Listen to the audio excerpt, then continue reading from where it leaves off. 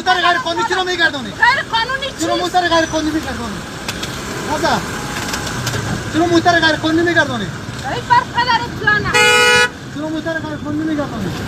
به چی سر؟ بگی فیلم بگی کار لازم میکنی تو وکیل هستی پیش کن زیا یار کارت وکالت بیار که نمیدونی زیا در روزا نشان ندادم کارت زیرت کجاست؟